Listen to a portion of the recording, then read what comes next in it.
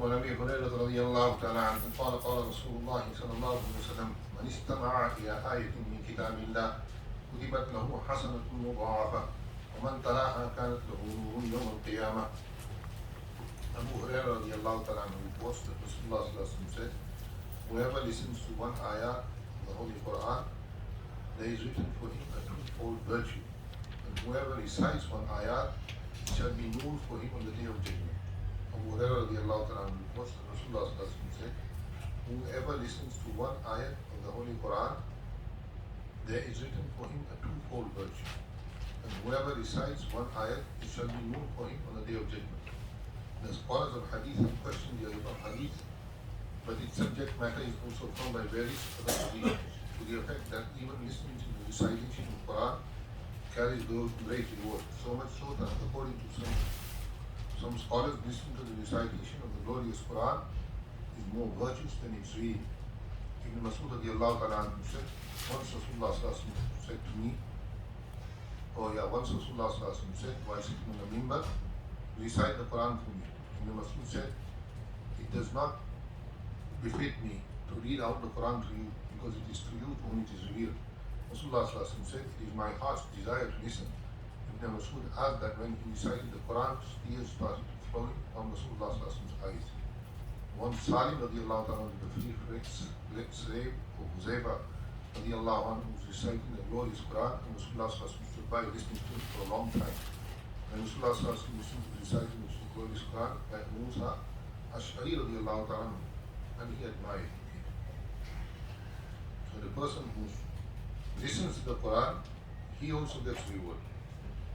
And when Quran is recited, Quran itself says, Allah says, وَإِذَا قُرِئَ الْقُرْآنُ فَاسْتَمِعُوا لَهُ وَأَنصِتُوا لَعَلَّكُمْ تُرْحَمُونَ. When Quran is recited, listen to it attentively.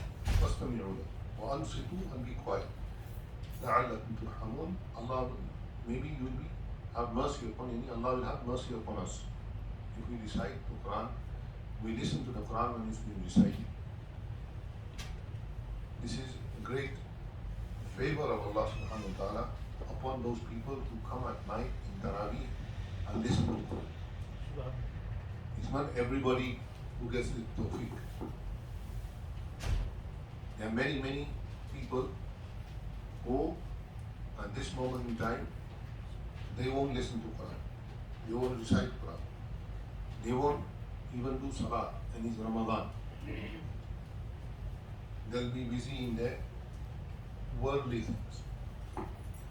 And Alhamdulillah, Allah gave us tawfiq to come to His house, to listen to the Quran being recited.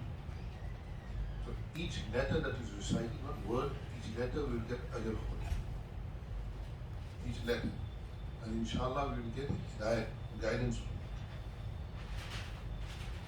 Nabi sallallahu alayhi wa sallam, even though Quran was revealed to him, he used to listen from the Sahaba, Abdullah ibn Mas'ud, Zayd ibn Thabit radiallahu anhu, Zayd ibn Arqam, and Abu Musa al-Ashari radiallahu anhu. The kuffar in Makkah, what they used to do, at night, they used to go quietly towards the Haram. Because Abu Bakr Siddiq radiallahu ta'ala anhu, Nabi sallallahu alayhi wa sallam used to recite Quran inside the Kaaba, but in Nafil, in Tahajjud. So Abu Jahl, Abu Lahab, Abu Sufyan, Utbah, Shayba, all these people used to go. So there were no lights that time like today. So everything was dark. So nobody knew who was going. And they used to all quietly sit there and listen to the Quran. And then when Nabi Sallallahu Alaihi Wasallam used to finish, then they used to quickly jump and go home.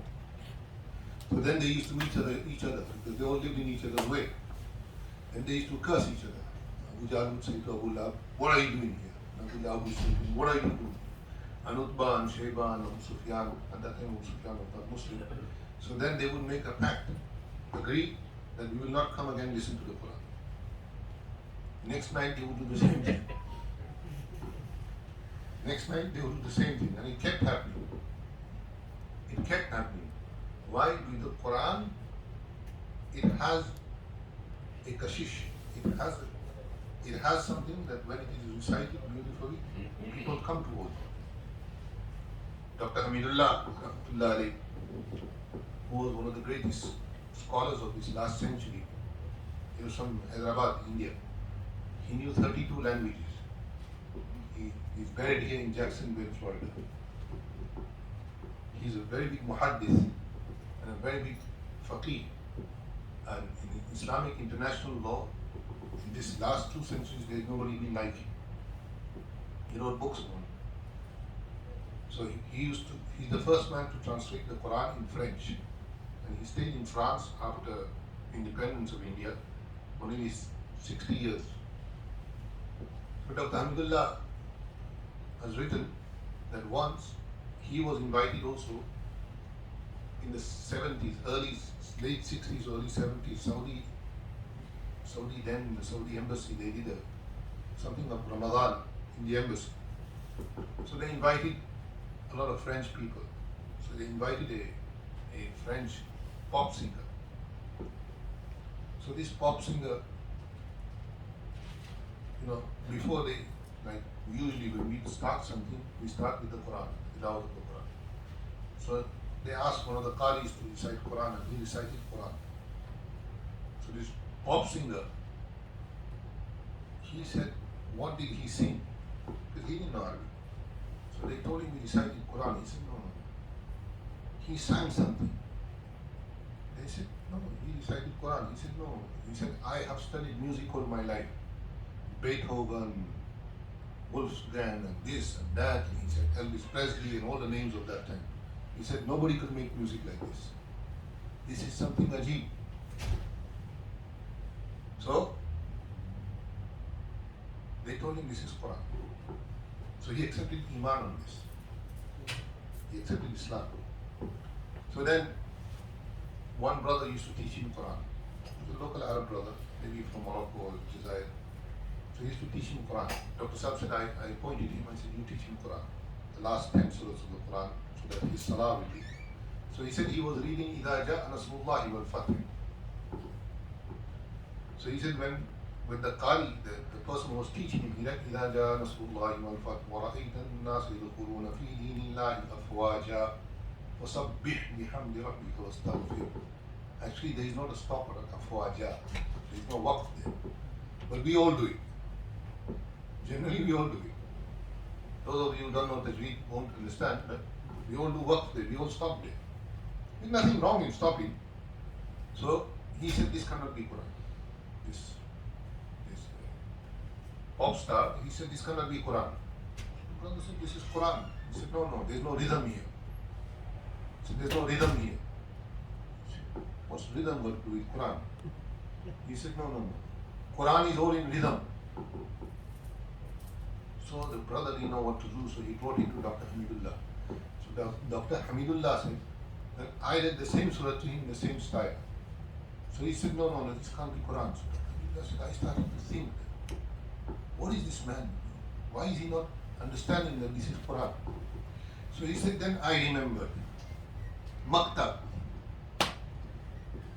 Ustad, when he taught Dr. Hamidullah Quran, so he said, I remember my Maktab Ustad used to tell us not to stop here. So he said, then 70-year-old man remembers what his Maktab Ustad taught him maybe 65 years ago.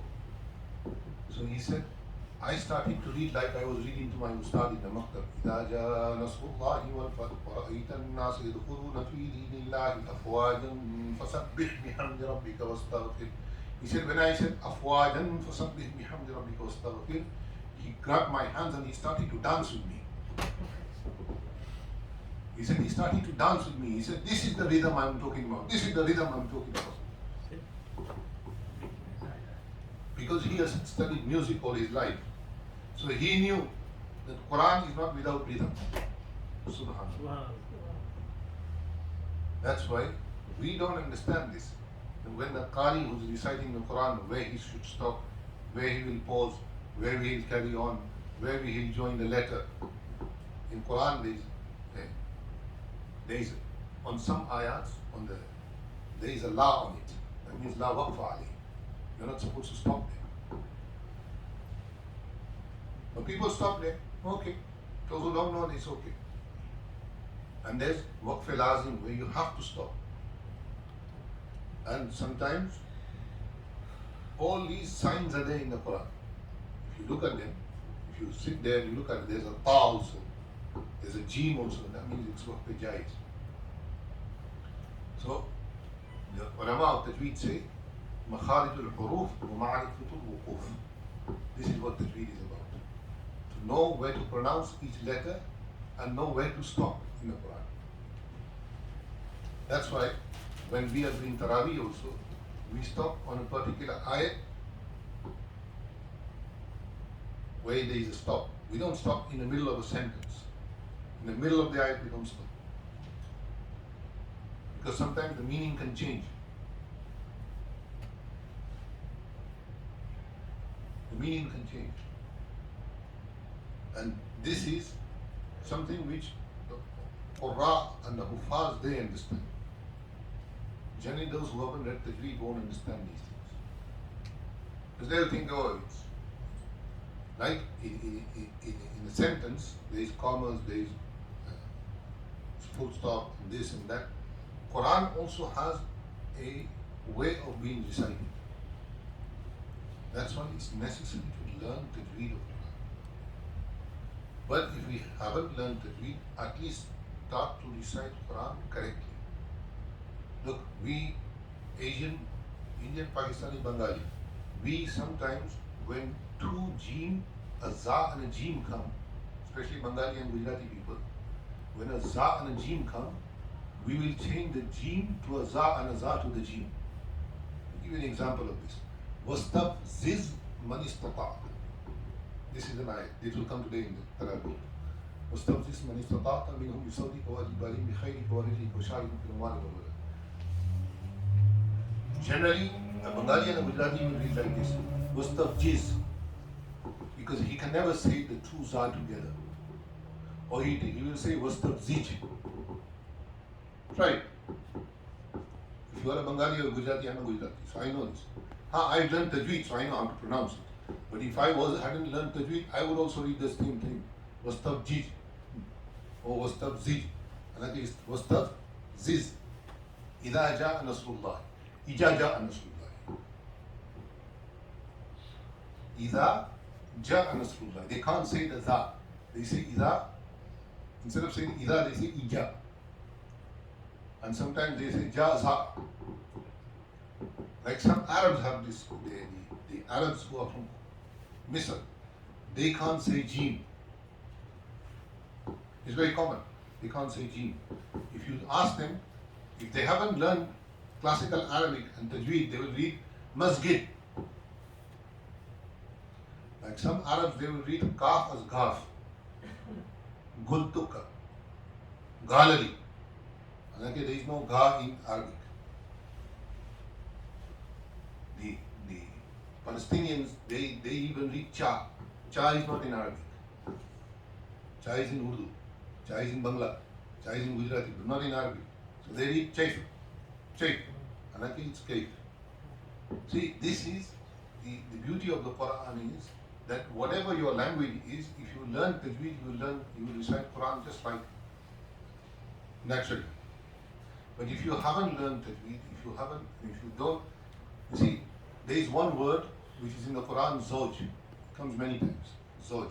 Zoj means either husband or wife, or it could mean pair, Zojain.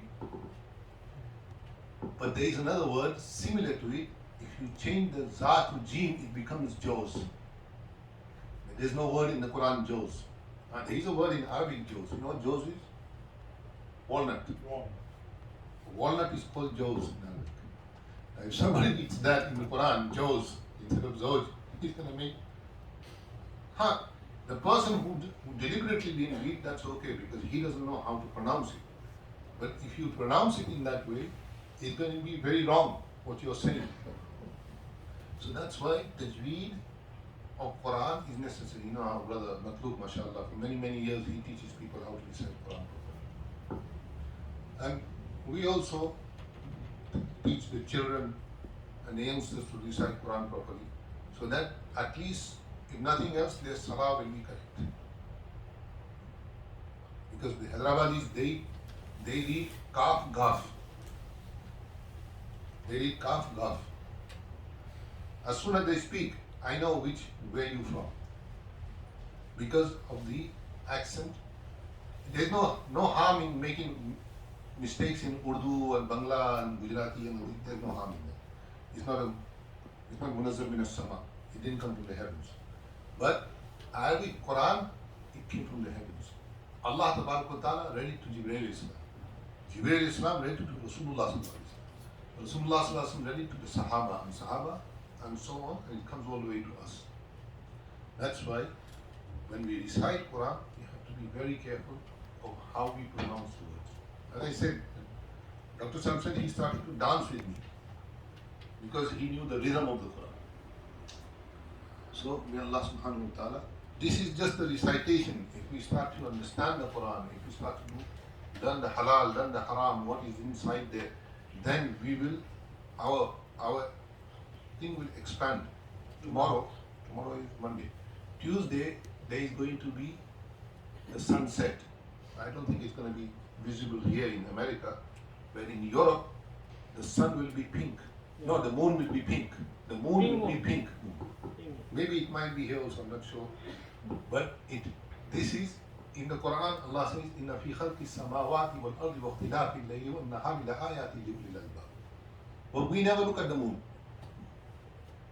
We think that, oh, I don't have to look at the stars, the moon. I don't need to look at the sun. This is all in the Quran. الذين يذكرون الله قياما وقعودا وعلى جنوبهم ويتفكرون في خلق السماوات والأرض ربنا ما خلقت هذا باطلا. Every moment there is a new star being born. It's an ayat in the Quran also. What's the ayat? Al-Imran. No, it's in Surah Rahman. وكل فيه وإذا انشقت السماء فكانت وردة كالدهان. وإذا انشقت السماء فكانت وردة كالدهان. It is like a planet is born every moment, and it is like a warda. Warda means like a rose, like a flower. Subhanallah. We don't look at this. We think Quran is just for people to read for the dead. No, Quran is not for that. We should read for the dead and make dua for them, but Quran is for the living people. Quran we have to understand, not just recite also, but to understand the Quran. So may Allah give me tawfiq also inshallah. Alhamdulillah that we recite Quran and we listen to Quran in Ramadan. This is a blessing from Allah subhanahu wa ta'ala from all of us. We should do shukr of Allah subhanahu wa ta'ala. There are many people who want to listen to Quran, but they can't listen to Quran because they know who fast. Today somebody asked me, I said, mashallah, now in South Florida, in every masjid, you cannot have a single hafiz. You must have at least two. Some masjids, they have more than 3, 4. And still we have kuffars who are left over. A time will come when inshallah every household will have a hafiz. Inshallah.